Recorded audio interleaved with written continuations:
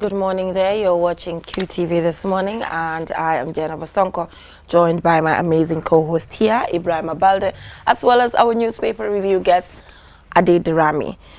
Ibrahim, today, every Monday, I normally have like a suit and a top underneath, you know, and I feel like people are so used to it, so I just wanted to surprise them today and just tell them on a Monday I can simply do a shirt on a Monday. She decided to change the narrative. I decided to change the narrative by wearing a shirt instead of a jacket on a Monday morning. Cool. How do you see it? Well, it's lovely sometimes to change. I mean, when people are expecting you at this time, wow, it's good for you to change your directions, you know. Sometimes surprise them, you know, surprise them and they'll be like, wow, what is happening? It's important to surprise people. If they think, Mr. Ade, you will use Westfield, please use Kairaba Avenue so that they can know. I mean, you have. And Mr. Ade, I know you've done that before. Like, people think you're coming this way and you're like, boom. I do it all the time. I live my life like that. I always like to surprise people, do stuff that they don't expect. Because, you know, sometimes people see you doing something the same every day, every week, and then one day you do something different, like, huh? Is that the same guy? Yeah, question. Yeah, so I always like to do it when people least expect it. There are many ways to kill the cat. Yeah. Yes. Sometimes you can use a stick and hit the cat very well for it to die. Sometimes you can strangle the cat. Yes. Sometimes you can just throw the cat. But there's a way, there's a wall of saying, Jana day baripa, hanadu lolo lamin, moine mun nga gene funeka. Madam, a mouse is expected to have a lot of holes.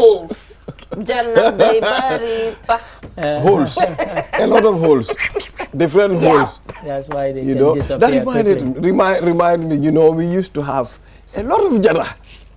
Really? Yes. Rats in your house? When I was small, like when I used to experience that when I was in the village. We used to have these small, tiny ones. You know, the tiny ones. The mouse. The tiny one. Boy mouse. A lot of them. In the village. Field mouse. You understand? So normally in the night, when all lights are off, you see them, they'll come out. So when you put the light on them, you see they will all disappear. Yeah. But you know, when we try to at least plot a coup d'etat to trap them. Exactly. Yes. You know, we brought this mouse glue. Oh, the glue. But you know what, paper, but with a lot of glue. That's right. That is so sad. Mr. Ade, I don't like that. Mr. Ade, in the morning, I think we met almost 20 of them on the glue. Oh, wow. That's quite... that was the only way for us to terrorize them. I don't know for me, but I feel so bad when I see small animals suffering. Well, imagine if they don't suffer and you don't catch them. They carry a lot of diseases. That's true. That's why we try and... Yeah, but I don't know. I just feel... For me, in fact, it's not about the disease. It's about the money. Sometimes they eat your money. Well, why keep your money at home when there's a bank? Sometimes they chop half of your money. Imagine a bunch of 5,000. 4,300 is all chopped up by a mouse. But Mr. Ade, like, you have a bank account. Why keep... Well, maybe you have an ATM card. That's an emergency money. In the village. You need that money at home. Oh, in the village, you mean? In the village. You need that money in the house. All right. So if they chop your money, you have to also try to... Mary, more bon. Have a good safe. Have a good safe. I really dealt with that one. You dealt with I love my grandmom's nafa. May her soul rest in peace. Amen. I stole a lot of money from her. A lot of money from her. Well, anyway, if you're just tuning in, you're watching QTV this morning here with my co-host Ibrahim Abalde, as well as our newspaper review guest, Mr. Ade. So on we have the African proverb, my favorite part of the program today, as well as the newspaper review. Here we have our guests already on Community Watch. We'll be taking a look at Help Us for Health Foundation, taking a look at World Diabetes Day. You know, diabetes for me is something really critical and personal at the same time, because it's in my family. You know, my dad, my grandmother, you know, so I'm kind of at risk because it can be genetic. Yes. So I think really it's a topic that's not often discussed for some reason, because and yet many people have it. Many people have it, and then it's underrated as to you know, the bringing it out on the limelight and its seriousness. I don't know why that is. Someone came to me yesterday and said, my mom has diabetes. Yeah. And, you know, I struggled. I went to different hospitals. It's crazy. Is it curable? I said, well, I'm not a doctor. It's manageable. It's manageable. Yeah, it's manageable. I'm not a doctor, but that I know is you can be able to handle it. You can be it's able manageable. To manage it. You know, maybe avoiding some foods, you know, will help you. The use of insulin. And there have been some people when it's been caught early, because they've been able to manage their diet, they've gotten to a stage where it's not even there. It's not even there anymore. So it's manageable and, in a sense, curable, but generally not curable as such, more manageable. You know, I realized there is also another thing. I think I was making my research. Why do some people get angry quickly? Sometimes even breathing becomes their problem. Okay. According to the research, there may be an underlying condition, something that has to do with thyroid, something like that. Could be. You know, it could be. But yes, people who have problems breathing when they get angry, they call what they call hyperventilate. They, you know, they do that. You know, and they can barely breathe because, but there are many reasons why people get angry. Yeah, you know? There are many reasons, though. Yeah. The way I see some people driving this morning, I think there were a lot of angry people. Because they all beep beep beep beep beep. They wanted to overtake. But the traffic, Mr. Ade, you must get angry. This is too much. I don't. You don't? There's no point. No, the ones we have. But it's annoying sometimes. Maybe somebody's rushing for something. I've said it many times. It's the reason I leave very early, because I don't like being stuck in traffic. Yeah. But even when I am, it's like, I think if you want to, what are you getting angry if for? you expect, like you're expecting to get to a place early, you need to wake up very early. Exactly. Leave early. Leave by 5:30. So moving on social issues, the Collecting Society of the Gambia, the Collecting Society of the Gambia. We're talking about musicians here. And royalties. Collection of royalties. The organization was established by an act of parliament in 2004. But how functional is it? To help us answer that, we'll be joined by the interim president, Esa Jallow, and also, you know, just the general primary function of the institution.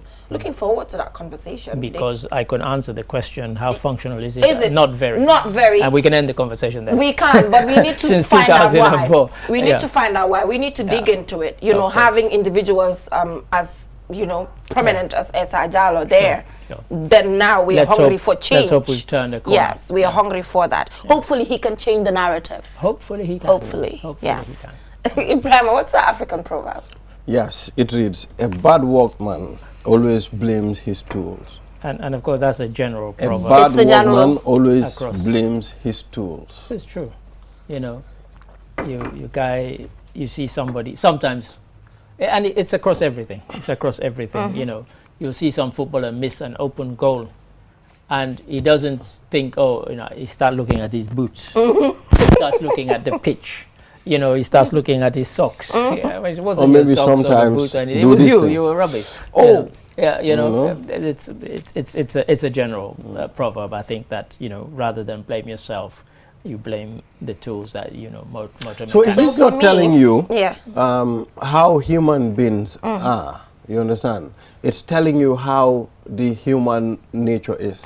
How we tend to not to accept reality. That's what it's about. Yeah, it's telling you. You know, we always try to put blames on things that doesn't even matter, you know, and the reality is it's from yourself. I think, you know, the solution will be when you start maybe blaming yourself of what happened and not to repeat that thing again. It's like those children who go to school and the teacher says, where's your homework? And you said, oh, we had blackout last night and I couldn't see, I couldn't write. Yeah. It's a lie.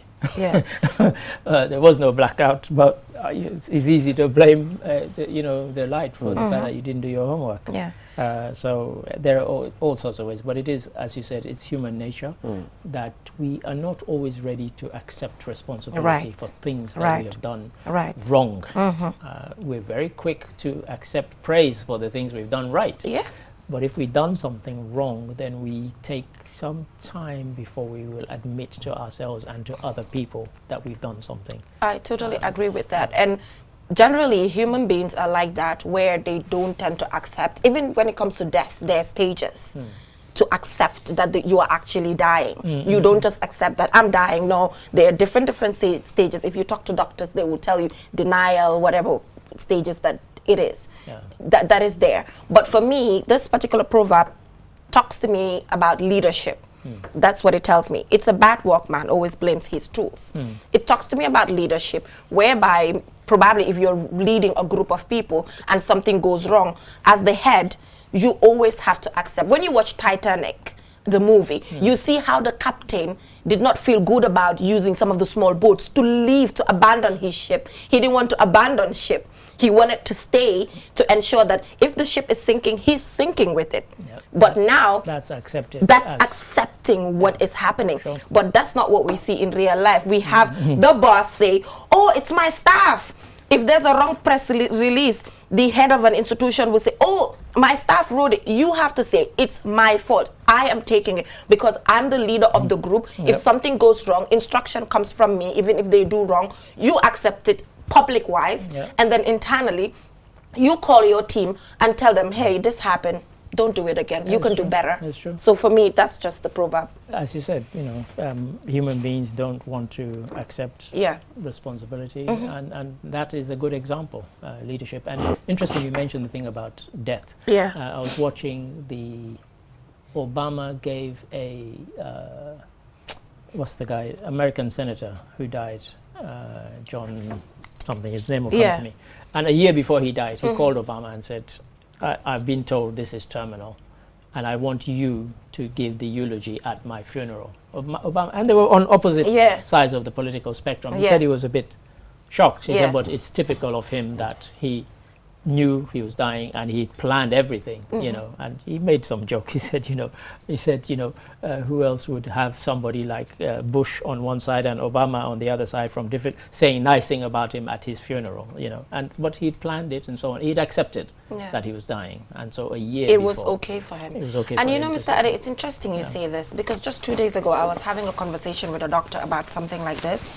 He mentioned how in Gambia here, sometimes there are patients with very terminal illnesses, and then you talk to the family members that, okay, this person's not going to make it, but they still go ahead and take this person to Dakar, and this person will be tired on the way, and all of that, and the person is not even going to make it. So I think sometimes as Gambians, it's also important to have a little bit of confidence in our doctors when they tell us, because sometimes at the hospital level, they try to delay, but then they don't listen, and at the end of the day, the damage has already been. I know it's hard to accept that a dad or a mom is dying. I was going to say, even for many for people, me, that's the point. It's not that they don't trust the doctors. They don't. But even for me, if I'm told my mom or my dad, I will be like, okay, let me do a miracle. We always believe in miracles. But at the end of the day, sometimes it's that individual needs palliative care, and it's even too much for the person to handle, to like travel and everything. So I think that's something well, that's the driving force. I mean, in other countries, if doctors tell them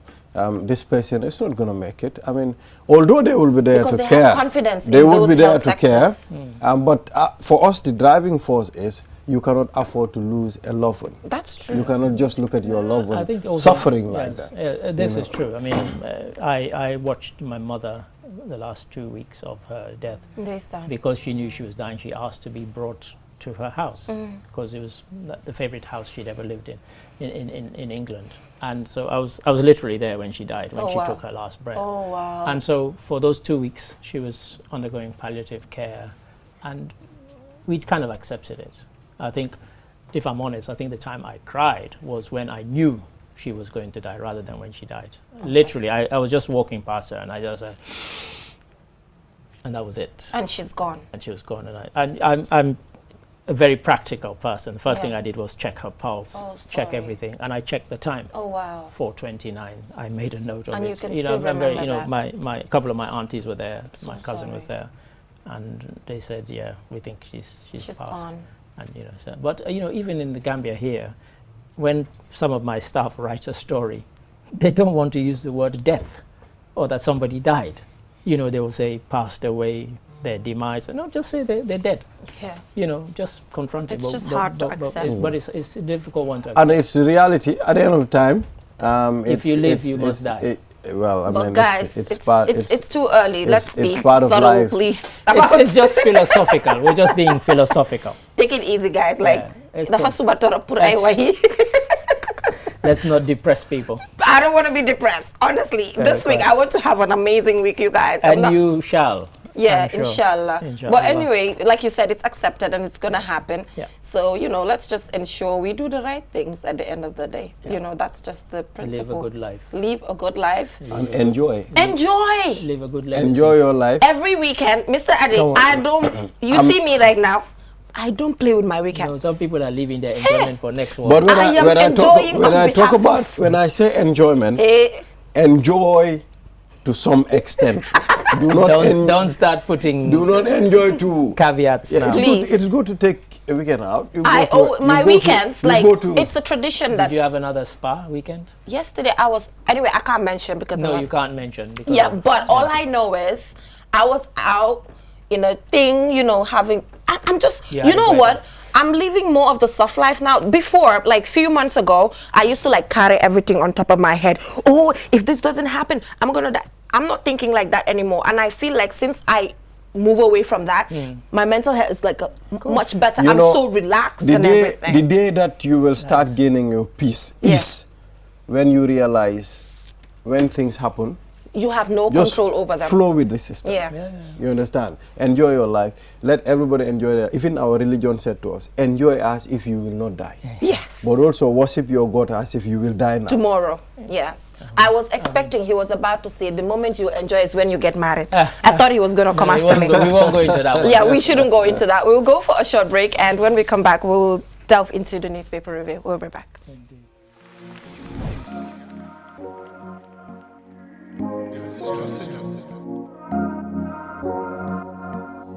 As the fastest growing GSM company in the Gambia, QCell has the widest 4G plus coverage in the country, 3 times faster internet speed than our competitors.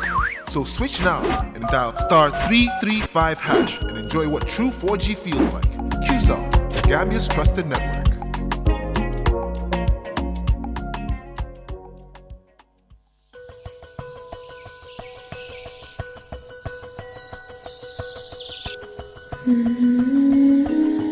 Light. From the beginning of time, light has been there. It is integral to our survival and to our way of living. We need light to work, to build, to grow things, and even to see our loved ones. Light makes things easier and better. So QCell has changed the way you buy Q-Power to make it easier and more accessible. You can now access the same service quickly and get your cash power tokens instantly with the new QCell Q-Power code. To light up your world, simply dial *363#. With a touch of your fingers, with ease and convenience from the comfort of your home or office, you can bring light into your world instantly with *363#. Q-Power, lighting your world. QCell Sunyabus. We innovate, others follow. Your favorite QCell service has gotten bigger. eFunkanta. Now you can loan bigger credit amounts to make life easier for you. Loan $75 and $100 and pay later. Yes, you heard me right. Get credit loan from $10 to $100 using eFunkanta by dialing *393#. Anytime you run out of credit, whether you want to buy Q-Power, browse the internet, make urgent calls, or send SMS. eFunkanta is the service for you. Dial *393# and choose the loan amount of your choice with no hassle. For more information, call our customer care on 111. QCell, Sunyabus, the pioneers of mobile loan service in the Gambia. We innovate, others follow.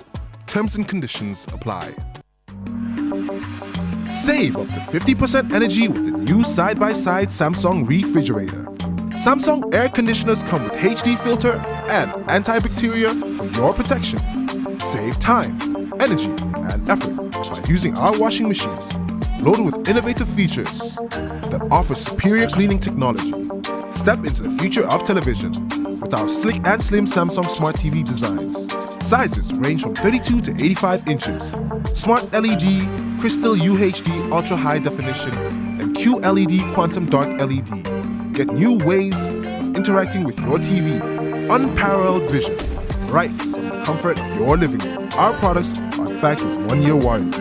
Visit us at QCell Building at Caraba Avenue or at Boost Turntable. Contact us on 333-3217 or email us at info@quantumnet.gm. Have you been looking for the perfect indoor router with long-range Wi-Fi coverage and faster internet speed connecting all your smart devices?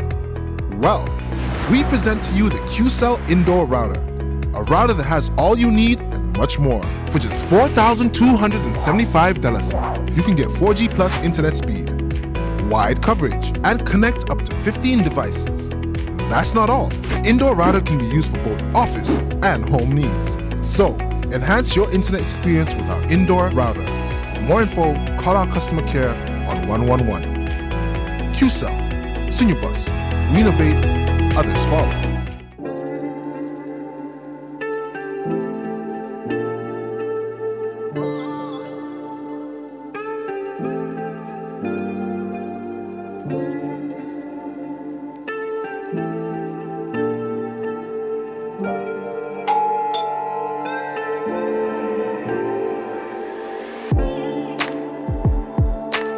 Want it, order for it, and pay quickly using QuickPay on the QMoney platform. With great technology comes ease and convenience. Get a glimpse of what a comfortable life is with QMoney by dialing *323# now. Call 133 for more information. QMoney, Sunyu Kalpe.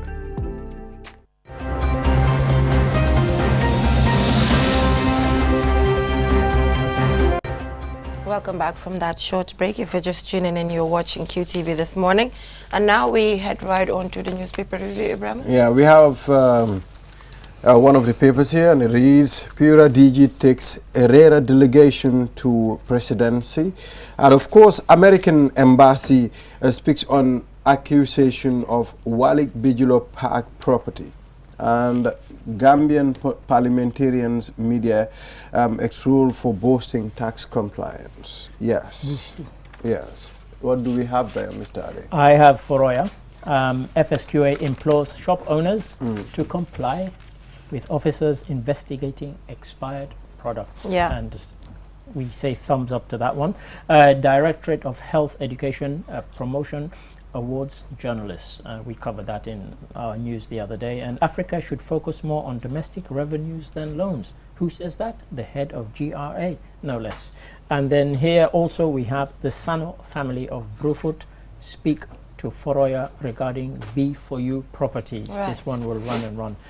Stakeholders demand more political inclusion of youth. And there's a related one here. The editorial says, historical dialogue with the people, PDOIS on youth representation. And finally, GPA MD says, container handling decreasing due to port congestion. Yes, so moving on, the Point newspaper, President Barrow meets health authorities following Aki deaths. And also, Barrow receives new Chinese ambassador. And this is what the GRA boss is saying. He urges Gambians to focus more on domestic revenue. And also, EU to tighten visa conditions for Gambians. And Central Badibu National Assembly member demands arrest of Henry Gomez for defaming Dabo. Yeah, so we have new. When visa, so Barrow receives. When visa conditions are tightened, we go to Asia, we go to Cape Verde, we have different countries to visit. We can go to Rwanda. I'm not sure Gambians pay any attention to that, because if you look at the number of Gambians who use the irregular routes. Yes. But now we are learning. Learning what? We are learning, and we are tired of being denied visas. If you don't give us your visas, we go to Asia, we go to Africa. We have different countries to visit without visa. Where in Asia will you visit without visa? Even Indonesia. Well, remember how I suffered. But they might not be strict as the way they do these things. I suffered to go to Indonesia. Gambia has a bad name. I think the reason why all these things are becoming issues now, it's because the way people are hustling to go to Europe. No. It's because Gambia has a bad reputation over the last 10 years. A country of this size. But that's the hustling. Just allow him to learn. Yeah. A country of this size should not be contributing more people to irregular migration than Ghana, than Nigeria, which are 1,000 times the size of Gambia. 2014 to 2018, in Spain alone, they recorded 40,000 people from Gambia irregular migrants, 40,000 in 4 years. That is unbelievable. Massive. It's mind-blowing. That's why Gambia is having a hard time. It's nothing to do with, oh, people are rushing this time. And also, part Gambia of the reason contributes too many people. According to the release here, it's talking about how some of these countries are not also cooperating as to taking citizens who are illegally staying in EU countries. That's also part of the reason. Gambia is one of them. Gambia is one of them. That's one of the reasons why they're tightening visa conditions for Gambians. But I really agree with what she's saying. Gambia is too small to contribute that huge amount of people when it comes to irregular migration. Just on Friday, I was at this event that I was moderating on irregular migration matters. And, you know, Said Matijau said something very interesting, because we were talking about reintegration. So he's like, okay, what does reintegration mean? What is the what benchmark are they using? Because I traveled to Norway for years studying. When I came back, how was I reintegrated? You know, like, it shouldn't, it's actually too pegged to, you should give money to irregular migrants, like when they come. You know, I don't know if you guys are getting my point. We get and then people who are traveling normally, they're there for a period. When they come back, what? Just because they use an airplane? Like, what's the balance? Yeah, I mean, the thing is, with a lot of irregular migrants, as we found out when there was an instance where over 60 people drowned in a boat. 5 of the boys who were rescued, we brought them to our office here, and Troy interviewed them. And afterwards, I said to them, so what were you hoping to do? And they said, we were hoping to get to Spain. And I said, to do what? And one of them said, well, whatever I can do. One said he was an electrician, the other was a mechanic, a motor mechanic, and the others 3 had no skills at all. And so a lot of them who go have no skills.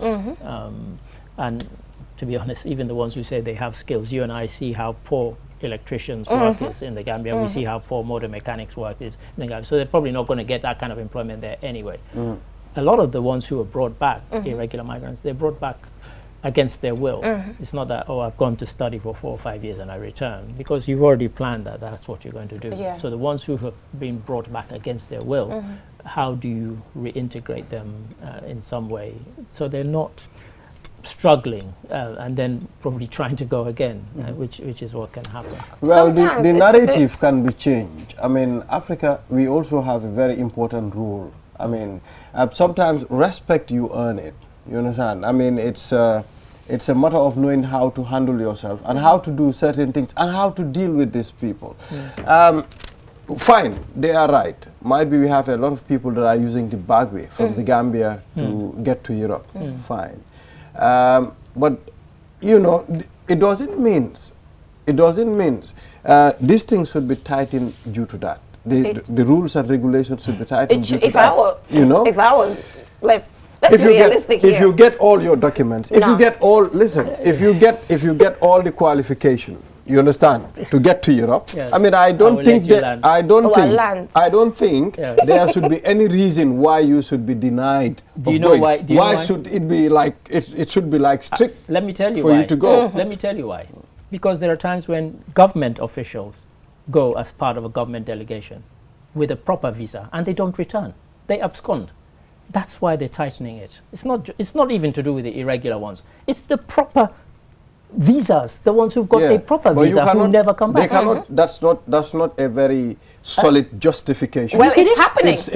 That's a more than solid. It's not a solid justification. You know why? Why? You cannot use one person. No, this has to do with internal. No. Hey, you will allow me to learn. No, you will not land on this accept. You will allow me to learn. Let him land. You know because, this. Because he's going to land in a swamp. What I am saying. What the EU is doing, or what they are saying, or what people that are talking about maybe bringing strict measures to visas, it's nonsense. I mean, I think we should get away from that. When you have all that it takes, you have the right to travel. These people, they come to our countries, I'm just giving you the example, and we don't deny them. I'm just giving you. I am not going to rely on that sample. It's not a solid sample. Let me give you the example. Let me give the example. 100 Chinese people take a visa to come to Gambia for a holiday. How many of them are going to stay in Gambia? How many? Well, it depends. Some of them are staying in the Gambia. None of them will come and overstay. How many Chinese do we have here? Business. We have a lot of Chinese. They pay tax. I bet you none of them have overstayed. How many Gambians go over there and contribute? How many people do we have from the West? What you're saying is, really what you're saying just does not make sense. It made sense. I know what I'm saying. And I'll tell you why. Because I've just given you the example. You said if you have all the papers, all the people who went and did not come back had all the papers, and they did not come back. They should not. Because there's a tradition of it. This is about policy. You cannot use that example, Ibrahim. You cannot judge. What else can you use? You cannot judge a whole country because of certain people that act otherwise. No, you can. Because let me give you the example. If 100 people from Guinea-Bissau went to Norway and they came back, 100 people from Gambia went and only 50 came back. Which country are you going to put restrictions on? I just give you. It's not only happening in the Gambia. But it's not. We're not in Gambia. It's happening in Guinea. It's happening in Ghana. It's happening everywhere. All of those countries are being sanctioned. I'm telling you, you know, it's high time. All of those countries are being sanctioned. It's high time for us Gambians. To portray the image of our country positively outside. Okay, tell the people who run away. But if we sit here supporting the EU, telling the EU, okay, fine, it's true, Gambia, we have a lot. No, tell people, you know what you need to do? You need to tell Gambians to stop abusing the system. If you get a visa, come back. That's why them let them keep their visas. And Mr. Ade, funnily, it's a tradition in the Gambia. Even when I went to the UK and came back, even when I went to the UK itself, I had Gambians living in the UK tell me, oh, are you going back? I had Gambians in Gambia here telling me, you have a 6 months visa. Why should you come back to the Gambia? Because it's a culture and tradition in their heads. Even me, I'm ashamed to admit it, right? I'll admit it on camera. 13 of my cousins who I signed papers for to go to UK, none of them went back. None of them, 13. That's just me. And that's Freetown. That's Sierra Leone. That's just me. No, Sierra Leone is equally sanctioned. Well, that's Sierra Leone. They'll be sanctioned because Gambia's not going to write so about we are Sierra not Leone. the only ones having this problem. We are in Gambia, and we're talking about Gambian sanctions. Exactly. Okay? Sierra Leone are equally sanctioned. The same sanctions apply to Sierra Leone. Other African countries. They're not going to write about Sierra Leone in the Gambian newspaper. They will write about Gambia being sanctioned. Sierra Leone are worse than Gambia. But the thing is, when it comes to that, the thing that Mr. Ade, in as much as we are Gambians, the truth, we have to be realistic about this. And also the issue what Balde is saying right now, saying that, no, allow me, Balde is saying, oh, the image, you cannot join people. These are about international policies. Yeah. International policies sometimes nothing to do with individuals. International policies sometimes they doesn't make sense. They are it doesn't make sense. Listen, they bring things that favor them. You understand? And at the end of the time, because we international relations is about because we are the black sheep of the we are the black sheep of the world. So they take these things and impose it on us, and we accept it. It's high time for us to stand. You can stand all you want, but we are not going to allow that. They're not doing it without justification. In fact, I'm not allowing any one of you to sit here and support those ideologies. 100%. Here. It's not about supporting ideologies. It's about what is happening and policies that are put in place backed by reasons. Can we move to another topic? Look, no. Keep your visas. Let them keep their visas. Who is even thinking of going to because Europe? They will be with half of the Gambia. If you keep your visas, you go to other countries. Respect where suit. Respect where suit. Respect where suit. Nga am sa visa. Legally, dem dohi sa sohla si deka bo bepere ñip si sa deka. Lulu dara weesu ko respect. That is how you earn it as a country. We are not black sheep. We decided to weigh it. Look, we wore it. In February, Dama Amon away just to go to UK. I was supposed to go, Mr. Ade, I showed you. Of course. I was supposed to go to the UK. Well, I guess Nane Sumademe to spend 1 week and come back. I'm not going to do that. But you know what? You know what? So far, you know what I find extraordinary? The Gambians who have abused the system, who have made this happen, you're not blaming them. You're blaming the countries. Blame those Gambians who countries that are protecting themselves. They were given. You've not said that one word. I'm not those saying. Those are the people you should criticize what for harming your right. prospects. I'm not saying what they did is right, but you cannot use those people to that justify on everybody. You can. Yes, you because can. these are based on policies, not based on emotion. What else are you going to use?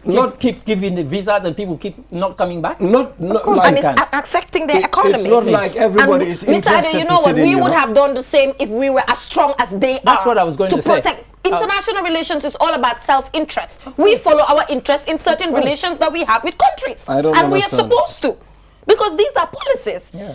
Sometimes these policies they favor policy and then favor. I am not going to. I want you to make an appeal. As a country, we also make the policies that favor us. Listen, come back. They put these policies just to favor them, and you know these policies are against us. We should review that. It's wrong. It's not in our hands to review it because we are not the ones affected. Exactly. They are. So we can tell them. Same way, if we are accepted as a country, we'll also handle it that way. Let's tell them your policies are wrong. And that does not change anything because it's not based on emotions. I'm afraid I don't agree with you that the policies are wrong. We should not base this conversation on emotions, honestly. No, it's not emotional. You are basing it on emotions. I am not interested to go to Europe. I'm not interested to go settle in Europe. You know, I think I am content, you know, with my country. That's what he'll say until he goes and doesn't come back. I don't need to go to Europe and sit there. But anyway, choose another story. You won't come back on this platform and tell people Balde abscond. He's in Europe and he refused to come back. Mark my words. Anyway, I will be doing when I say this conversation is based on emotions, because Balde is feeling bad for the people who do not have the chance to go. Yes. So it's that. Yeah. But we have passed that stage. Somebody is talking about slave trade right now. That's what someone's talking about, saying, oh, slave trade happened. So if slave trade happens, we are also supposed to go freely to their countries. I'm like, guys, we've transitioned, please. That's not really, like, that is a justification. That's not Let's move on, please. I'm not interested in this. Well, let's move on. What other headlines should we? I have an interesting one. Africa should focus more on domestic revenues than loans. This comes from the GRA head, Yakuba Darbo, is saying that it would be good because we keep saying that the Gambia is a tax-based economy. And they say that in other countries, Sierra Leone and so on. But you can only have a tax-based economy functioning properly if everybody pays their taxes, and if revenue collection is done properly, you know. So, you know, yeah. Are you all right, or are you still choking? I'm choking. I'm just choking because of the things that I'm dealing with right now. I hope it's not.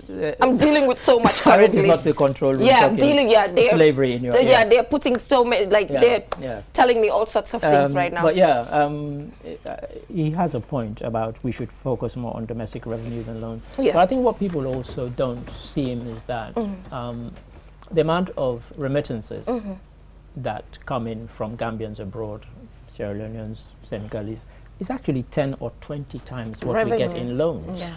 I mean, imagine in 2020, 2021 rather, if you take the official and unofficial figures, Gambians sent $1 billion to the Gambia from abroad. We've never received $1 billion in a year. We've never received $1 billion in 10 years in terms of loans. Yeah. And so, you know, when people say, oh, we're propped up by loans, it's false. It's completely fake. It's not true. It's just some, but if you want this economy to sort of grow, then I think, you know, revenues need to be collected domestically rather than relying on loans. But loans can help. They can help tide you over. They can help a lot because you know we don't have lots of natural resources. So sometimes we resort to loans. And the way we resort to loans, sometimes we also have relations with certain countries for our own interests to be able to get certain things from them. Coming back to how countries focus more on where their interest lies more than anything. Look, during COVID, when COVID-19 was at its height, you know, China gave us lots and lots of medicines and so on. We had a story the other day when our reporter was saying that the relationship between China and the Gambia has led to economic development for both. And I said to him, what economic development in China can you link to the Gambia? There's none. It's been the other way. It's been one-way traffic, let's be honest. So really you can't say that it's been put to the, for the development. So do you think these things are based on the fact that people do not do their homework sometimes, Because that's big to say, it's a big pronouncement. I think it's sometimes you're not conscious because you're talking about bilateral relations. So you're expecting. And you're saying that, both sides have benefited from it. They've benefited from it in the sense that if there's a vote against China at the UN, for example, we will side with them, that sort of thing. Yeah, Mr. Ade, I'm afraid that is all we have time for because the EU to tighten visa conditions for Gambia. We have taken almost... Yes, I think half of the time. A standalone program on EU to tighten visa, hosted by and have us. And we can be the ones to sit there. And that program will be sponsored by the EU themselves. Yeah, but anyway, okay, I love him so much. He knows. I don't want him to get I don't like his face right now. You know how much. He thinks we're dissing. We're not dissing. You know how much. You're my favorite co-host. I think. You people don't still know Balde. But let's put that aside. No, you people don't still know Balde. I'm that type of a person. I tell you the thing, and we are done with it. That's why I told you the thing to your face as well, and we are done with it. I am cool with it. I'm cool with it too. You're cool. I am cool with it. Well, anyway, Mr. Ade, it's always good to have you here. It's always good, it's always spicy. Yes, always spicy. But anyway, I am coming. I'm coming up. That is the beauty. That is the beauty. Yes, and that is the beauty of the program where we discuss among ourselves based on how we think something should work, and you get to make the informed choices. That's why we're seated here. Yes, so we'll go for a short break, and when we come back, we'll be taking a look at World Diabetes Day. Our guests are already in the studio. We'll be right back.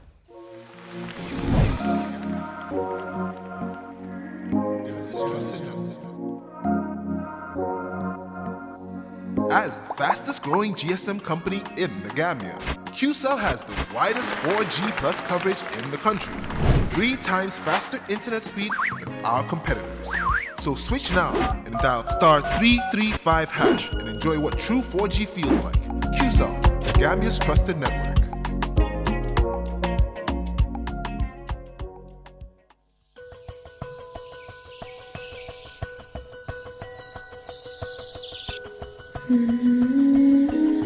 Light. From the beginning of time, light has been there. It is integral to our survival and to our way of living. We need light to work, to build, to grow things, and even to see our loved ones. Light makes things easier and better. So QCell has changed the way you buy Q-Power to make it easier and more accessible. You can now access the same service quickly and get your cash power tokens instantly with the new QCell Q-Power code.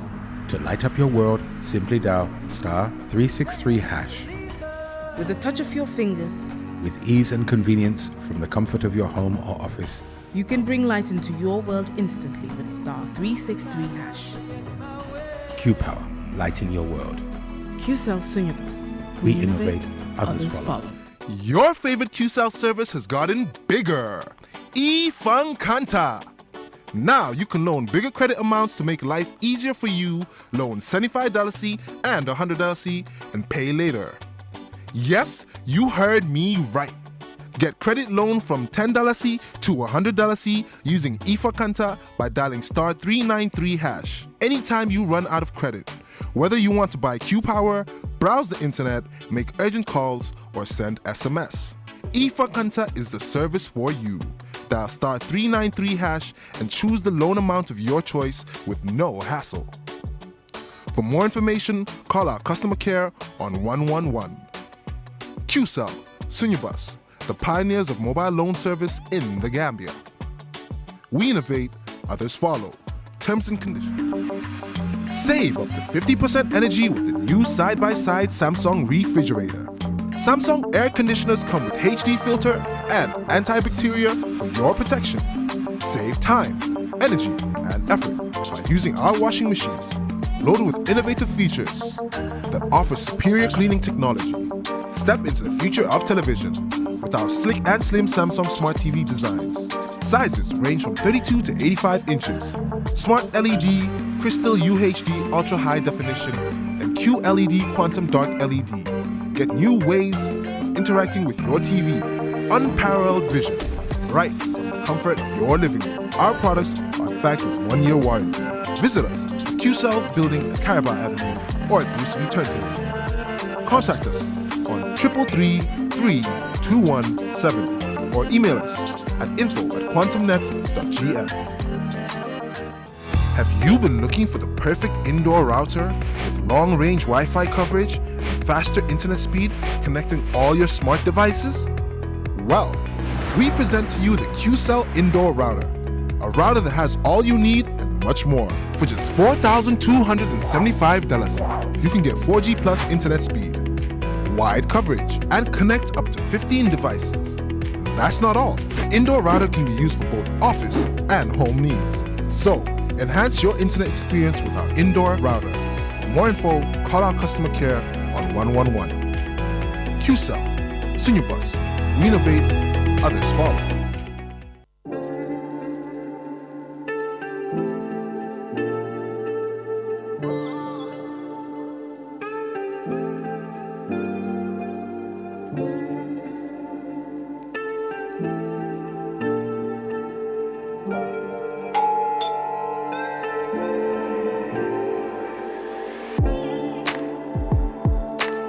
Want it? Order for it and pay quickly using QuickPay on the QMoney platform. With great technology comes ease and convenience. Get a glimpse of what a comfortable life is with QMoney by dialing *323# now. Call 133 for more information. QMoney, Sunyu Kalbe.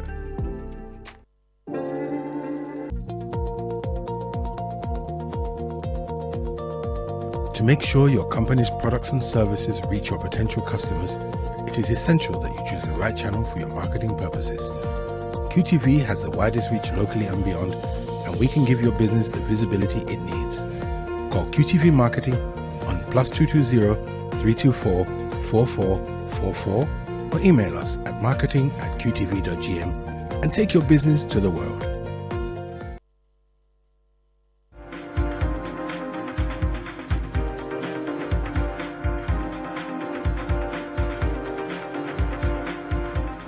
Welcome back from that short break. If you're just tuning in, you're watching QTV This Morning, and I am Jenna Basonko from discussions on international relations. Now we're heading right on to diabetes, World Diabetes Day. This is one of the most important topics that we're talking about today because, like we mentioned, it's something underrated. It's killing a lot of people. It's underrated. People do not even have conversations most of the time about diabetes, and it's killing a lot of people. So we will just head right onto the conversation. We are joined by the Helpers for Health Foundation, a foundation that is put together, and part of their objectives is to raise awareness when it comes to diabetes. Gentlemen and lady, thank you so much for joining us. Pleasure. Thank you for having us. All right, so when did you start this diabetes advocacy?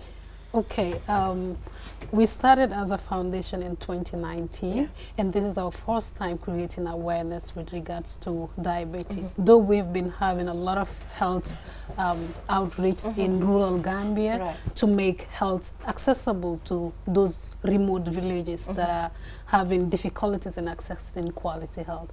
So we've been doing that, but now we think just going there to deliver this service is just not enough. We need to take other measures that even if we're not physically present, our voices can be heard, and then we can create awareness with regard to certain health issues that are affecting the people in the Gambia. So why diabetes? I think because this is your first time raising awareness specifically, so something must have pushed you to say, okay, we need to take on diabetes this year. Yeah, so diabetes is a chronic disease condition that affects a lot of people. I mean, if you look at the global statistics, they are saying that there are over 422 million people that are living with the condition. And then each year we have 1.5 million people that die from diabetes. That is even more than people that die from, you know, road traffic crashes and other disease conditions. So we feel there's a need to inform people, to raise awareness about about diabetes, how one can get diabetes, of course, how one can prevent or protect yourself from getting diabetes, and of course, if you have diabetes, how you can delay its progression. We feel it's important because if you look at the knowledge gap on these health conditions, you realize that a lot of people have diabetes, but they do not know even how they have diabetes. Because some of them, if you tell them diabetes in Mandinka, they will say sukul kurang. And when you tell them sukul kurang, most of them would feel that is the white sugar that is the white sugar intake that when you that's can not get diabetes from. That's why we feel there's a need to inform people, raise their awareness, understanding on the topic. So let's talk about diabetes itself, diabetes. The stages, the different stages you have. I learned that there are different stages of diabetes. So it's important for us to know. And which one is the most serious stage? Okay, when we talk about diabetes, we have like 2 types of diabetes, where you have the diabetes 1 and diabetes type 2. So in diabetes, like his made mention, is a chronic disease condition wherein the liver or the pancreas is not either producing insulin, or the body is not making use of the insulin that is produced in the body.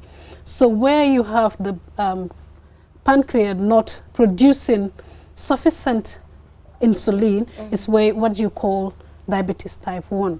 Then the type 2, which about 95% of the people are suffering from, that is the body not making best use of the released insulin in the body. That is the type 2, and that is where we have about 95% of the people suffering from diabetes having. So how do you control diabetes? It's important. Is it the foods that we have to stop eating? Like, I mean, sometimes they'll tell you stop eating these and that and that and that, you know. How do we control it? So when it comes to type 1 diabetes, you don't have any take on that, because most of the time it used to be called juvenile diabetes. Most of the time it happens with kids. So at that early stage, you don't, still now people cannot tell you this is the cause of diabetes. But then there are certain things that you can do to delay its onset. Like, for example, the type of food that we eat, the exercise we do. Like, when you're obese, you have a lot of fats in your system. That you're at higher risk. Yes.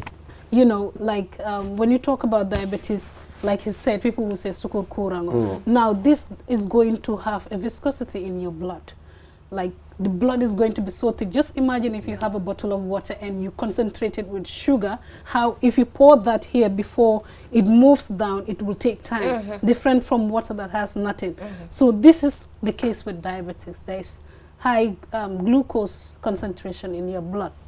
So this is going to affect the way the blood moves in your blood vessels. So this is causing you more harm. So if you're obese, you all know with obesity you have a lot of fats in your system that are going to be deposited in these blood vessels. Now you're adding more trouble on the movement or the distribution of blood or oxygen in your system. So this is one of the things that we'll always advise people. If you have a lot, heavy weight, that is you're obese, you try exercising.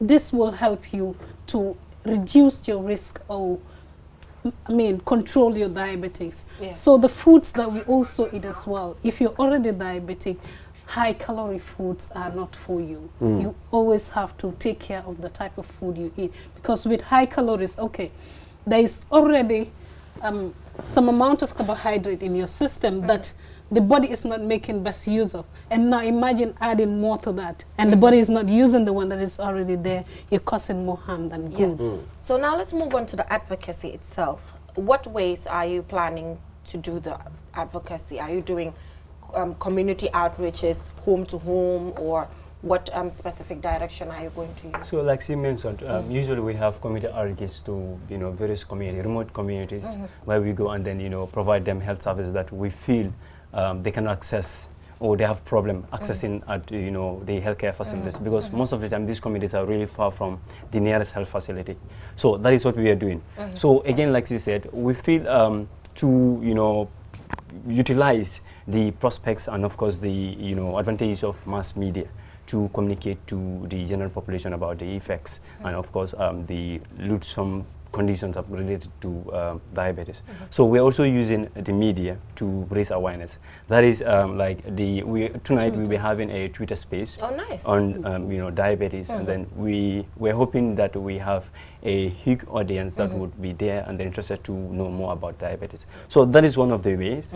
So the other way is the community outreach. I want to believe with time you would start going out to schools and of course communities and then talk to them about diabetes and other disease conditions that affect the people. Yeah, I think it's good that we're having this conversation, because sometimes you even see an older person have diabetes, and when they're told that they need to be amputated, they refuse, you know, and not knowing that that is what is needed, because then you do not want that to go to other parts of the body. I know this is something that health workers get to deal with all the time. You have to like counsel them strongly to make them accept that they need to be amputated, you know. How is that dealt with? Like Sim mentioned, if you look at diabetes, we have a high amount of blood in the, sugar in the blood. Right. And that coupled with having high amount of cholesterol in the blood too. Now that affects the blood flow, the circulation, because we've been taught perhaps in junior school or primary school, I want to believe everyone is taught about that, the heart is responsible for pumping blood around the body, right? So this blood, you know, combines with oxygen called oxyhemoglobin, and it supplies these to all parts of our body, to our bodies, to our cells, to our tissues, and then this is utilized so that we can function well. That's metabolism, right? So when you have high amount of blood, sugar in the blood, so the sugar combines with the hemoglobin that was supposed to combine with oxygen to, you know, nourish our, organs and cells. So that forms a compound called glycated hemoglobin. So when that happens, so there is limited hemoglobin for oxygen. So when there's limited hemoglobin for oxygen, now as this blood flows, because you mentioned about the viscosity, it flows slowly, so that gradually affects the lower extremities, that is the lower limbs. So when that happens, of course, it also leads to leg ulcers. Let's say for instance you have a cut or a wound or a sore. It takes forever to heal. So I wanted to ask that because I've seen people that have diabetes, but they avoid to be like to get wounded somewhere. You know. So why does it take so long for it to heal? There is a lot of chemical reaction involved, and I don't want to make things really complicated. It will be really complicated if you go down there, because man, I glycol and whatever you guys are talking about, I'm not getting it. I don't even understand. Yes, because sorry, just quickly. Because when you have diabetes, in the long time or in the long run, it leads to neuropathy. It damages your nerve cells.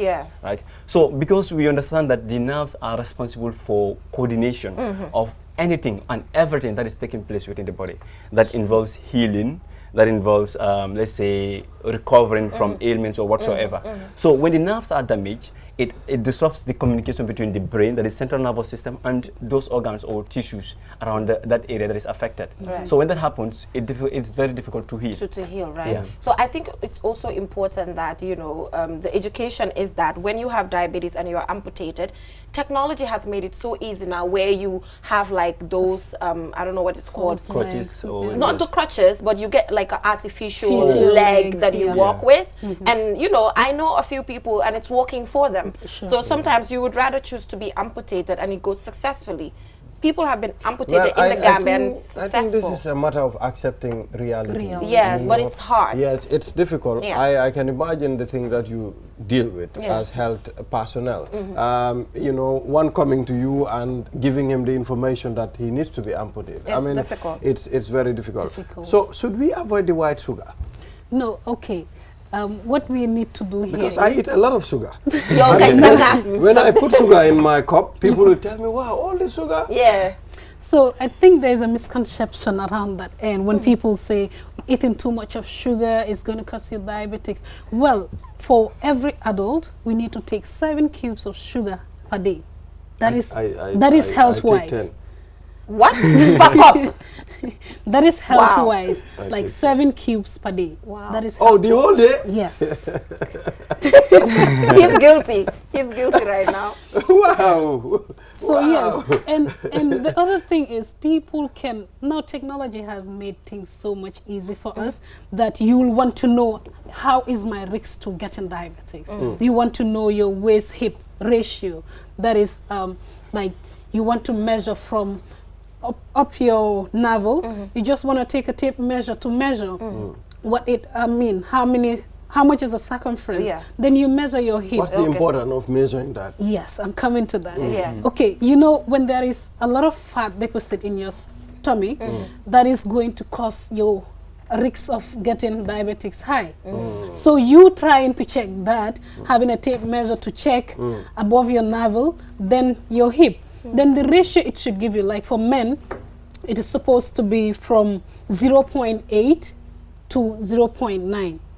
Yeah, that is the normal range. When you get to that stage, you'll be like, okay, I'm fine. But that doesn't stop you from still taking care of your health.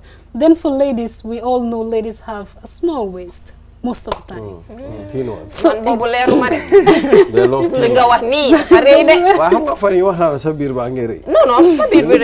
it's just wwhatever, but my stomach is generally not big. Yeah, it's just, yeah. Okay. So for ladies, you can be around 6.5 to 8.5. Yeah. That is normal for ladies. So anytime you see that your hip waist ratio is going beyond that, you need to do something about it.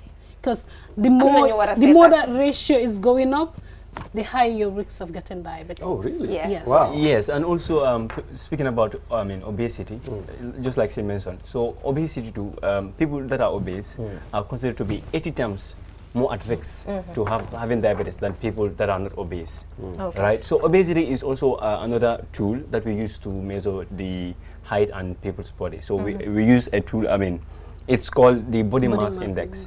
You measure an individual's height with the weight and then divide by whatsoever, you do it and then you have your figure. So it also have a range, certain range, and the normal range is from I think 18 to 24.5, right? So this is a figure that people should take note of. But also one thing that is important is that people have to understand that being obese doesn't necessarily mean that you are at risk of having diabetes. It depends on the physiology of the person involved, right? Because we have bodybuilders, that have a lot of, but it doesn't mean they're not. But it doesn't necessarily mean that they are obese. Yeah. So due to time constraints, quickly, apart from this is the first time that you're celebrating World Diabetes Day. So what other activity have you been up to? Quickly. Well, just last month we went to Sami Pachonki where we had a massive health screening, and there we were able to figure out that a lot of people in that community had hypertension, which they never knew about. Because, hypertension, in order to diagnose one with hypertension, you have to have at least sustained BP reading.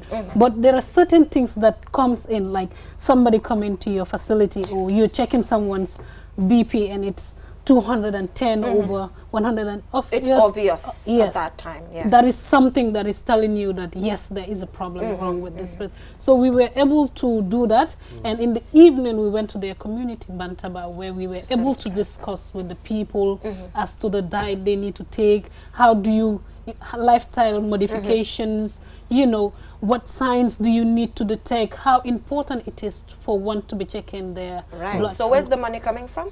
Well, this is among ourselves, and then trying to write when we're going for community outreach.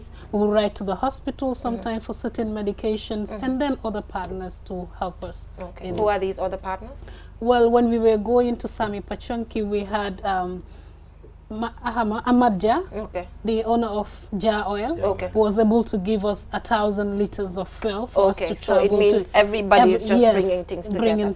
Okay, now with young organizations, we just try to find out where the money is coming from. So we talk to Gambia Participates. They are like accountability. I'm like, okay, youth-led organization, that starts with us. That sense of accountability and responsibility is good, so that when we get to public office, we're able to further control taxpayers' money. It's very important. But thank you so much for joining us. Looking forward to another engagement. Don't hesitate. We are always here. Part of our responsibilities as a TV station is to support individuals like you who are doing activities pro bono, and then we'll just get to educate the people together as partners. All right. So moving on, we will go for a short break, and when we come back, we'll be talking about something very important: loyalty collection. This is something that you've been talking about for a very long period. I know you have a lot of questions from interim president Essa Jallow. Yes. Balde is so ready for you right now. So we'll just go for a break. Definitely. And when we come back, we'll be joined by Mr. Essa Jallow, the interim president. We'll be right back.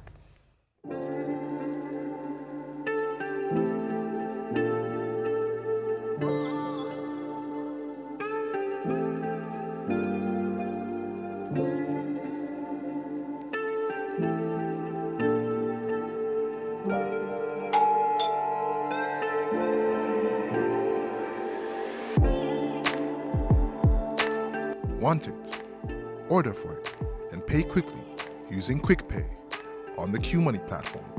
With great technology comes ease and convenience. Get a glimpse of what a comfortable life is with QMoney by dialing *323# now. Call 133 for more information. QMoney, Sunyu Kalbet. Have you been looking for the perfect indoor router with long-range Wi-Fi coverage and faster internet speed connecting all your smart devices? Well, we present to you the QCell Indoor Router, a router that has all you need and much more for just $4,275. You can get 4G plus internet speed, wide coverage, and connect up to 15 devices. And that's not all. The indoor router can be used for both office and home needs. So, enhance your internet experience with our indoor router. For more info, call our customer care on 111. QCell, Sunyubus, we innovate, others follow. Save up to 50% energy with the new side-by-side Samsung refrigerator. Samsung air conditioners come with HD filter and antibacterial for your protection. Save time, energy, and effort by using our washing machines, loaded with innovative features that offer superior cleaning technology. Step into the future of television with our slick and slim Samsung Smart TV designs. Sizes range from 32 to 85 inches. Smart LED, Crystal UHD Ultra High Definition, and QLED Quantum Dark LED. Get new ways of interacting with your TV. Unparalleled vision, right from the comfort of your living room. Our products are backed with 1-year warranty. Visit us at QCell Building at Caraba Avenue or at Boosterview Turntable. Contact us on 333-3217 or email us at info@quantumnet.gm. Your favorite QCell service has gotten bigger. eFunkanta. Now you can loan bigger credit amounts to make life easier for you. Loan $75 and $100 and pay later. Yes, you heard me right. Get credit loan from $10 to $100 using eFunkanta by dialing *393#. Anytime you run out of credit, whether you want to buy Q-Power, browse the internet, make urgent calls, or send SMS. eFunkanta is the service for you. Dial *393# and choose the loan amount of your choice with no hassle. For more information, call our customer care on 111. QCell, Sunyubus, the pioneers of mobile loan service in the Gambia. We innovate, others follow.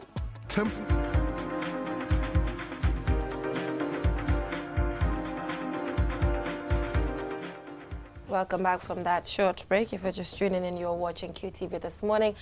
I'm your host, Jenna Bosongo, joined by my amazing co-host, Ibrahim Abalde. Yes. I'm just going to allow Ibrahim to introduce our guest because every week, whenever something, pops up about, art, he's always emphasizing this. So I'll allow you to introduce our guest. Like you mentioned at the beginning of the program, the Collecting Society of the Gambia, and we are already with the interim president in the studio with us. And this organization was established by Parliament. It's an act of Parliament since 2004, but the act, it's been dormant for a very long time. And to help us clarify why they were dormant for that long, Esa Jallo is here. Esa. Thank you, Mr. Balde. You're right. This thing, the Collecting Society was established by an act of Parliament through the Copyright Act. And that means that the artistic associations that were existing were formed into a board to form the Collecting Society, and their responsibility primarily is to collect royalties and distribute them to their members. Right. And what it means is, excuse me, music played on radio, on television, books that are used, and artistic materials are supposed to be paid for by those who use them. So basically, this is the easiest way to explain it. It has been dormant, not the fault of the Collecting Society, but the fault of probably the people who set it up. Because you cannot set up an organization and you don't give it any seed money to work with. So all previous collecting societies that were around were grappling with that problem. Right. There was no money. The Copyright Office is under the National Center for Arts and Culture. There's an intellectual property office, that is IPO, that is under the Ministry of Justice, and then you have the collecting society that is left hanging there without money. So we don't know what had been the problem, and that has been frustrating subsequent boards. And people have been resigning and things have not been working, and still now we are in that same situation. And now we want to change it. I would like to inform you that just last week I had a meeting with the Minister of Tourism and Culture, and he promised that there's going to be subvention for the collecting society. And we hope when that comes in, probably we'll be able to, because what happens is, we are board members, we are representing artistic associations. For example, I am there because I'm representing film. There are others representing music, dance and all whatnot in the board. But we are board members. We are supposed to be establishing a secretariat. And that secretariat is supposed to have the technicians who are supposed to work on these systems to be able to collect royalties. So that is where we are now, and we're trying to push everything. As we speak also, we are trying to work with NCAC for now to try to see how best we can set up, they can help us set up that secretariat starting from even one person, and then we can start from there, then we see what happens. Don't you think the problem that we had in the beginning is people don't understand the meaning and the function of the collecting society? You said you cannot set up an organization without giving them any seed money. But also understanding what the collecting society does is very important. You know, I mean, don't you think the understanding bit of it wasn't there? That is there. There was no understanding even within the artistic associations. The artists don't understand royalties. They don't know how royalties are collected, and the users also don't understand it. But most importantly, the government knows it, and that is why they formed this. They established this collecting society. The only reason why it didn't happen is because the collecting society never had the money to be able to sensitize people. And for now, that is what we are trying to do now, to be able to start sensitizing, because this is just an introduction. For example, we need to sensitize the artist for them to understand royalty is important, because an art product doesn't get finished. If an artist produces music, that means that music is there forever. And if he stop earning from that music, that means when he retires, he has nothing to earn on. And international, that is what happens. If an artist, if there is a music has been released, if the number of times this music is being played in any media, that artist is supposed to be paid. This is their retirement. And then it helps artists also in the event that, for example, we went into COVID here. No artist was able to organize a show. And that means that no earnings. But if royalties were there, at least this is small amount of that is coming annually, you will be able to get something. If you are an artist who's been very, very popular this year, and the subsequent years you're not popular, still your music that used to be popular, if it is played, you still get the money to that. If you're an artist and you have a problem with your voice, you still have something to earn on if your royalties are collected. Without royalties, artists cannot survive. And this is what is giving Gambian artistic industry a problem. Because you can see we had a lot of songs and content that was produced. Creators have been making a lot of things, but they don't earn anything, and they end up dying poor. I can count for a lot of our artists who died, and they died poor. And people are still living, and they are living poor. This is very, very sad. One of our veteran artists once said, Gambia is the paradise of piracy. And this is true, but that is, piracy has a relation with copyright. It's different from royalties. But these are all problems. This is the same problem that we are facing as artists in this country. So we need to sensitize artists. We need to sensitize users, that means the TVs, the radios, and the hotels and all, for them to understand this. And then we need to come down, sit down, and we negotiate, see how artists can collect royalties so that, you know, both sides can survive. So what modalities can be used? Like Balde said a very important point. When you talk about royalty, people do not even know, you know. So what modalities, when you talk about negotiation, are you talking about negotiation of what to pay? What is happening now? We are in the process of acquiring a software that we call the WIPO Connect. This WIPO Connect software is supposed to be gathering data. But what is more important now is we would be talking to for example, we will come to QTV and have a meeting with them, and then we'll discuss now for the year, QTV, you pay $100 for all the music that you play. Because for now, we do not have what you call a tracking system, because that's also going to cost us money. Determine. I'll come to that. So we'll have to come up with something of this nature. I'm not saying this is what is going to happen now, but it's an example. We say, okay, QTV, every year you need to pay $100 for all the music that you play. So we will get all the artists to license with us. And then at the end of the year, we will distribute this money among the artists. But then we are supposed to get a tracking system, and that we will do in collaboration probably with Pura. And what we'll be doing in that means if you play more of Issa Jallow music, that means Issa Jallow is going to get more money than Balde, whose music is not being played. So that tracking system will track how many times music is being played in radio or on TV. This is software and it works. So that means from the source, when the music is being generated, when it's being produced, it has a unique code, it has an ISP or whatnot, that this system is going to recognize. And then the radios and TVs, what they do, they need to log in everything that you play. If you are doing your youth dialogue, for example, and you need to play music, your organization need to know what you're using, because you need to log it, that you're going to play a Balde music that is going to be 3 seconds, 5 seconds, 10 seconds. And that is how the system is going to look at it, read it, be able to calculate how much money Balde is going to get at the end. But we've not got to that point yet. Yeah, I'm looking at you, you're saying this. I'm like, better said than done. Well, I think that's this what's is coming to my mind. But it's a brilliant idea. Yes, it's a good one. If at all, it's going to work. It will work. That's the thing. It will work because in the beginning, like I said, we'll have to, because this is law. There's no two way going about it. This is law. This law says that end users, that means the radio, TV, bars, restaurant, DJs who are playing, need to pay royalties when they play music. If you don't, that means you are breaking the law. So that is why it is going to work. So we are going to negotiate and say, okay, the A-list TVs like QTV, GRTS, you need to pay this amount of money. The B-list ones, you need to play this, you need to pay this, and all that way. So at the end of the day, we're going to collect that and then we distribute it.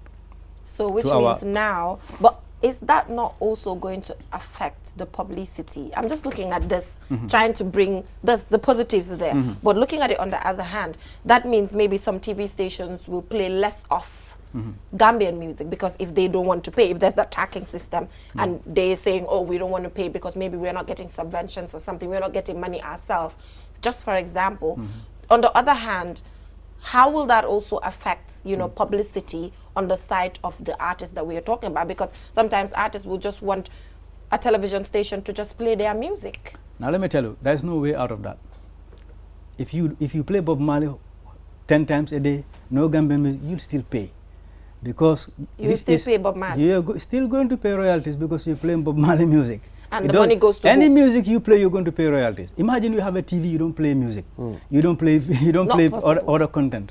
Imagine that. So to say that I'm not going to play Gambian music is no excuse, because we are part of an international system. We are part of the World Intellectual Property Organization. Now I understand. We are signatories to treaties. That means we are going to have reciprocal agreement with other collecting society organizations that we will collect on their behalf. Okay. All right. Okay. So if an artist, for example, if Balde says, okay, I don't need to go in there, I'll take my music to QTV, no problem.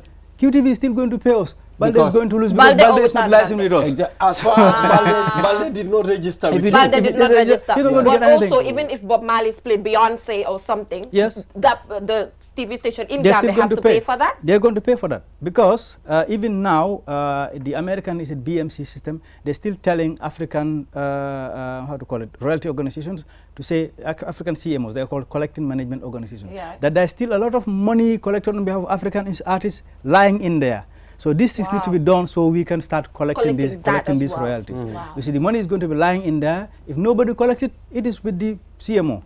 Because the CMO is not a profit-making organization, but it has to have money that is going to help it to operate. So to say that I'm not going to play Gambian music, that's not it. And let me tell radios and TVs, you know, you don't play artistic material because you're promoting them. Because you need the artistic material. You cannot set up a TV or a radio and no music, no video. Then you are not anything. And then the TVs and the radios, they are also creators. They need to understand because they create programs, they create production, and these things also would attract rights and related rights. For example, if I am a musician, if I do a sound and Balde chorus in it, doesn't mean all the money is going to come to me. Even Balde who did some 2-3 choruses is also supposed to have these things. So there are rights and there are related rights.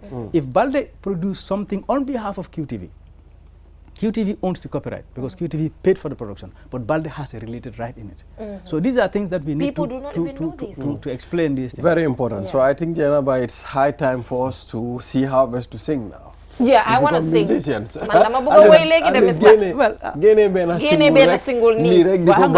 thing is, so wait, I was coming to that. Because Mr. Jaro, artistes yi tamit xam nga foog ñu was ci ñoom pour loolu su demee ba war a am ñoom tam foog ñu op seen game yokk their quality of seen music at the end of the day. Because xam nga yeneen dëkk yi soo gisee xëy na ñu gën see sawar music bi fu mu aaga la ak art in general fu mu aaga in those countries. But you know, it's both ways, because the artists are poor. You know, music is expensive. Before you know that you go to a producer and you want to produce one song, you realize that it is expensive. If you are going to use a live band, for example, to produce music, all the musicians that you're going to pay. So this is it. If there is no money, it's going to be difficult for musicians to how to call it, to progress. And this is why now you realize that recently there was a meeting about the endowment fund. Okay. That endowment fund, you know what it is? That also has been in the law book since 2003. Okay. And what that is, that means any material that is being imported in this country, where if it holds artistic material like a laptop, like a flash drive, it is going to attract some tax. And that tax is going to be collected and it will put into a fund where artists can apply for to be able to do their projects. Okay, amazing. That is why that meeting is being held, so that rules and regulations and the qualification criteria will be done. So all of these things are being done. But how about foreign artists coming into the country as well? Yeah, foreign artists coming into taxes. No, that is being collected now. What the musicians union or the musicians are complaining now, that money is being collected and they are not seeing it. They are not seeing it. So that is two things between the musician union and the National Center for Arts and Culture. When they collect on that, where is that money supposed to be going? So probably when this endowment fund is set up, probably that money is going to go in there and it is going to benefit artists. Okay. How about Union Bitamet put measures in place whereby there is a period of time in the country, in the calendar, where only Gambian artists will host shows? Because there's, come tell I'm prime time, nyom tam dañ am sen peak, October, November, this time of the year. So how about there are certain days in Ahamne that you prioritize Gambian artists for them, our own people, in terms of venue, maybe venue there might be less control over it because these are private businesses, but days for the events to happen, can that be controlled in a way, because it's also affecting our own people? That can be done, because literally the NCAC has a lot of leverage on that. Okay. I think that can be done. And secondly, the promoters as well. You know, our industry is so disorganized that, you know, for example, anybody, even you, if you have the money, you can bring in Youssou N'Dour. Wow. In other countries, it doesn't happen. You have to be part of this artistic family. You have to be a registered promoter to be able to do that. But now in our country, you can do it, anybody else can do it. And that is why that thing is taken away from most of the people who are doing it. So the promoters, the producers and the artists would have to come together and regularize this. So for you to have a regulation, that means that it has to be law or some form of something that government is going to support. That is not very easy to have. There has to be that regulation. And secondly, the NC has a lot of regulation because they give these permissions and they can do something about it, and for our artists, because you see, we do not have excuse. We have good artists now. I remember during our days, around 1994, when I was just getting into this thing, artists would call shows, you'll barely have 100 people. Now they are filling stadiums. All right, now you've seen a first album launch attracting thousands and thousands of supporters. At first, when we were doing our music videos, you look at it, you know that this is laughable. Now look at the kind of music videos. Look at the kind of films that we are having that are going outside and winning awards.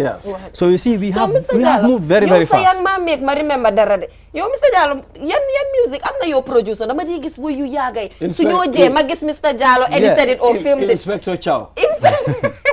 Yes, so played again my fair royalty. So, you know what I mean? Mr. Jallo, nakala feel on at the time, the produce, the film, the edit, nakala feel on at the time. Yeah, it was exciting. In the beginning, it was more of a curiosity thing. Wow. It all started in 1997, when Zone 2 was about to start. Wow. Then there was this guy, you know, Pa Malik Mbai, who is at Mamjara Promotion. Wow. Pa Malik Mbai and one in a loom where the first people in Jekona and they said they have a song for Zone 2. At that time, I couldn't do it at the time because the song was not recorded. But before their song came out, Jaliba came with Zone 2. So when Jaliba came with Zone 2, then I was involved in it, and then Manma produced that first video of its kind. Just out of curiosity, wow, Zone 2, Gambia Leba Jiala. So I did that. And then it started from there. After the Zone 2, at that time, Senabu Diop was our, Fatou Diop was our head of entertainment. So I had a conversation with her, then we decided we were going to do music videos for Gambian artists. And I started doing stuff for Penjabi most of the times. Wow. And did stuff for Inspector Panachichao and a host of them, Maslabi and all of that. Mr. Ambo, we are still top. Yeah, we're still on. They're still on the top. Xam nga lu xew. Amoon na time benn ndóolaa doon waxtaanal nii. Mu ne ma ne ñun fii luñ fi def koto yi defuñ ko. Ma ne ko koto yi luñ fi def. Dafa mel ni time jeex na dañoo dog de Mr. Diallo. Thank you so much for joining us. Thank you. It's always good to have you here. So viewers, that is all we have time for till we come your way tomorrow with another exciting program. Bye.